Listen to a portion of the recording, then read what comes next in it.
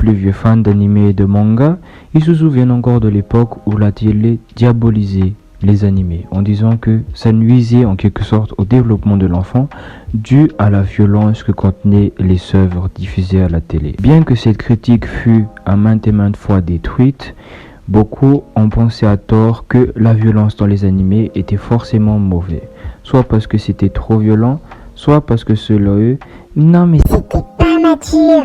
Non mais comment tu peux regarder l'histoire d'un mec qui fait que tabasser des méchants? Et en plus de ça, comment tu peux regarder des histoires avec un mec avec un démon renard dans le bide qui tape des méchants? Puis des mangas plus sérieux et matures ont fait leur preuve, en montrant qu'il était totalement possible de mettre de la violence dans les mangas et raconter quelque chose de pertinent par derrière, quitte à même dénoncer des problèmes de société. C'est souvent des types de mangas avec une ambiance assez pesante, où la joie n'est pas trop permise. Ce qui n'est pas un défaut en soi, c'est un choix artistique. Mais ça peut freiner la lecture de ceux qui ne sont pas habitués à ce genre d'histoire. Quand même, faut pas se mentir, assez dur à regarder par moment. Pourtant, on pourrait imaginer que ces fans-là sont quand même lassés des clichés habituels du shonen neketsu et ils veulent faire leur transition pour s'adapter à ce genre de manga. Et là, j'ai l'anime qu'il vous faut et le manga qu'il vous faut avec, bien sûr. Parce qu'aujourd'hui, on va parler de Tokyo Revengers.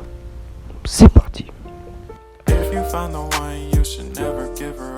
Tokyo Revengers raconte l'histoire de Takemichi, un jeune à la vie morose entre guillemets, qui apprend un jour à la télé que sa petite amie du collège est morte suite à une bataille de gang. Puis il se fait jeter sur les rails d'un train et fait un pont de 12 ans dans le passé. Et à ce moment-là, il va essayer justement de tout faire pour stopper l'assassinat de son ancienne petite amie avant qu'il ne soit trop tard. Et ce, en essayant d'arrêter le gang qui l'a tué. L'animation de cet animé est évidemment l'une des meilleures qu'on ait faites en 2021. Il est très coloré et évidemment les mises en scène sont juste très bien faites. Et ils ont fait l'effort de ne pas aseptiser la violence de cet animé, ce qui le rend très rafraîchissant. Et d'avoir plusieurs types d'ambiance dans l'anime, que ce soit le temps froid et sérieux lorsqu'il y a des batailles entre gangs, là où on utilise des couleurs assez sombres, assez dures. D'ailleurs souvent ça se passe la nuit ce genre de moment. Et à l'inverse, des couleurs qui sont très chatoyantes avec beaucoup d'effets de lumière et des couleurs claires lors du jour, car ce sont les moments où le héros peut profiter de la vie en quelque sorte, passer du bon moment avec ses amis et avec sa petite amie.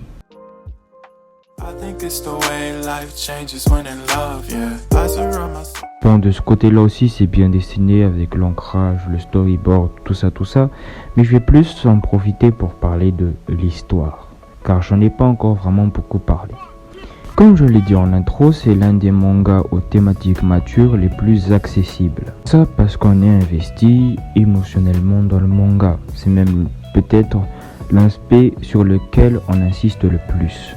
On s'attache très vite aux personnages et je trouve qu'il y a une forme d'innocence, même si je ne sais pas comment l'expliquer, qu'il y a dans Tokyo Revengers et que je ne retrouve pas par exemple dans SNK ou Jujutsu Kaisen. Je trouve que l'histoire de jeunes racailles qui sont juste en quête de liberté, de bonne bagarre et qui ont un très bon fond est vachement intéressant et touchant. On rit avec les personnages, on pleure avec les personnages, on comprend leurs rêves comme le fait de vouloir rester libre et avec ses amis pour toujours. On comprend aussi leurs doutes comme la peur de grandir et d'être privé de liberté dû au fait de se conformer aux règles de la société. En tant que lecteur ou spectateur, on se sent comme un membre du gang et on a envie de le voir gagner car on s'est attaché à tous ces personnages. Ça parce qu'on a vécu des aventures avec eux, on a partagé leurs bons et leurs mauvais moments. Et pour moi, c'est une réussite en termes de scénario. En quelque sorte, dans notre lecture, dans notre visionnage, on veut que ça ne s'arrête jamais, comme Takemichi. Car ces aventures permettent de briser notre train-train quotidien qui peut parfois être monotone pour certains. Et je comprends pourquoi cet animé est aussi apprécié. D'ailleurs, je l'apprécie aussi. Et le visionnage de l'anime comme la lecture du manga m'a permis de tirer cette conclusion. Au début de la vidéo, j'ai parlé évidemment de l'argument de la télé qui disait que les mangas c'était violent et par conséquent, non seulement ça nuisait au bon développement de l'enfant, non seulement c'est abrutissant. Bon, pour peut-être le premier cas, c'était juste le fait que vous n'avez pas choisi des programmes adaptés aux enfants, c'est votre faute. Et pour le deuxième argument de c'est abrutissant, Tokyo Revengers a bien prouvé que c'est ridicule. Car à travers son histoire, Tokyo Revengers a transmis un message qui est simple mais clair et beau.